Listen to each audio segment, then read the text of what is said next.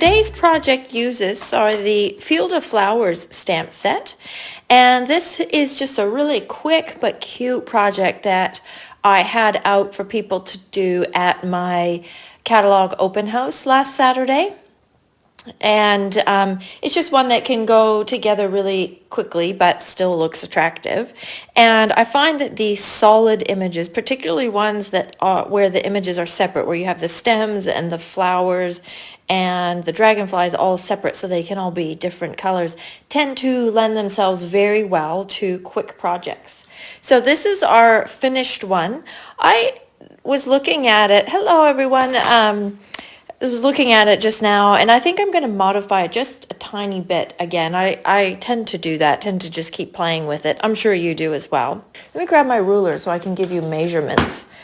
I'll put that off to the side, maybe that side. There we go. So I have just a standard card base, so an A5. I always have to think about that, an A5 card base. And then my card, the backing would be something around, let me just give you a quick measurement, 3 7/8 by 5 1/2, or 3 3/4 and 5 1/2, but something around those measurements. And I'm just going to emboss that, and I'm going to use that old world paper again.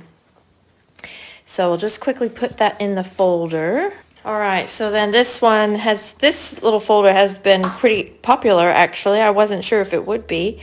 So what I'm changing is on this one, there was a blue layer, and I think I'm going to just leave it off. I wondered if it was too many layers, which I don't say that like basically ever, because I like lots of layers personally.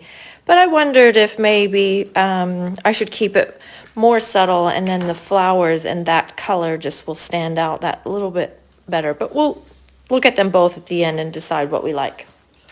All right, then we have a base piece that is 3 1/8. I should have written this down, by 5 1/2. And then this piece that we're actually going to stamp on, so I'll set that aside. This piece that we're going to stamp on is 3 by 4, about 4 3/4-ish. So I'm going to stamp using the Stampin' mat. So people ask me, why do we need the stamp mat?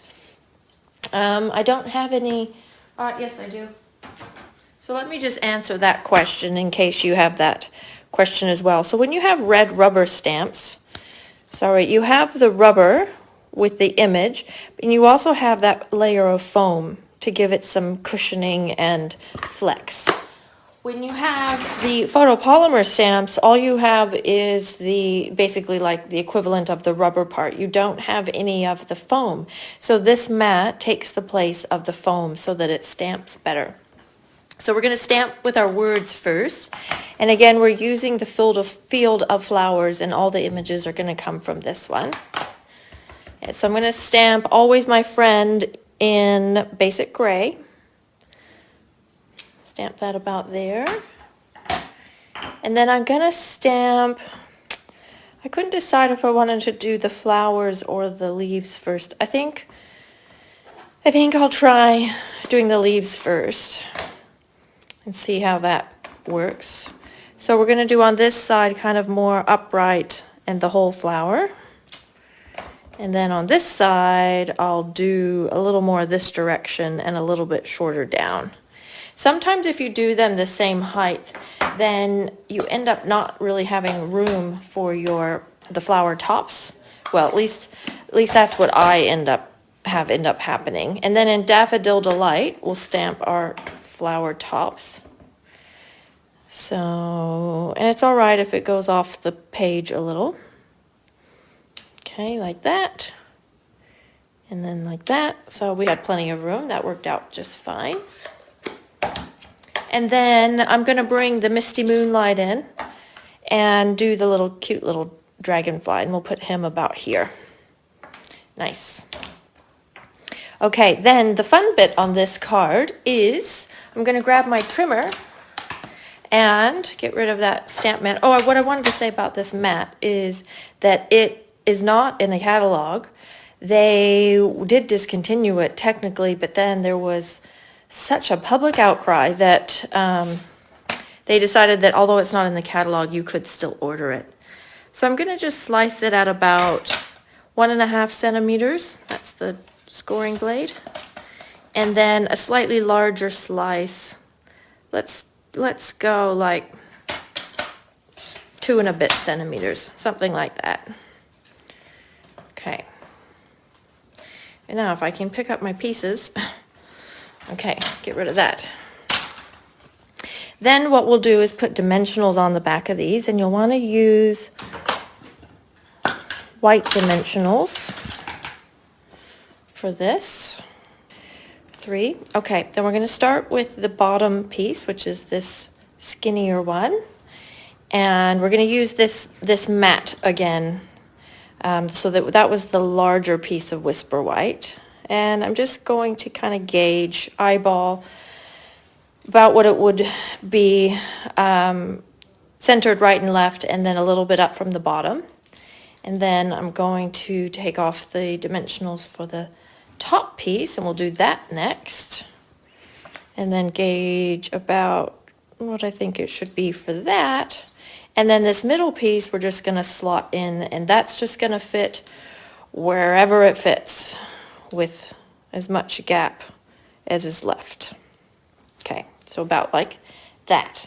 Then the next thing we want to do is do our ribbon. So I have a piece of the Misty Moonlight ribbon, and this is one of those little tips that everyone loves, but you have to keep practicing to get it. So I'm just going to tie it into a reef knot, and then pull up the knot from the bottom so you don't end up with really long tails. And so you've got a loop with a knot at the top. Then what I'm going to do is cut it at like 3 o'clock, and then just trim those ends as you like them. So you end up with a piece that looks like this. And then that is just going to sit in between one of your little gaps, and just position that little knot where you want it to be. And then we'll just tape it on the back. Tape that down. Whoops. You can position those. I might just trim that just a tiny bit shorter. There, I'm happy with that. And then we'll put that on our card front. Again, using dimensionals. I see that I'm down to the last. It's nice to have a few easy designs up your sleeve. And with this sort of thing, I just keep the sample in my, wherever you keep your samples, and I never use it, and I just copy it and recreate it. And then we just want to put on some rhinestones. So we'll put some there, and maybe a couple here by the dragonfly, like that. And then inside the card, I will do a Misty Moonlight matte, and I think I will throw on a butterfly. You could do another flower or something, but I'll just do, not a butterfly, a dragonfly. I find that I say that a lot when I'm sort of distracted. It could be anything. It could be a flower, it could be words, but everything just suddenly becomes a butterfly. Okay, and we'll put that in there. So there you go. That's a really simple little template, and you can decide, do you like it without the blue matte so that this color is more striking, or do you like that little frame of a blue matte? Let me know and give this one a try. And thanks for watching, ladies, and I'll talk to you later. Bye-bye.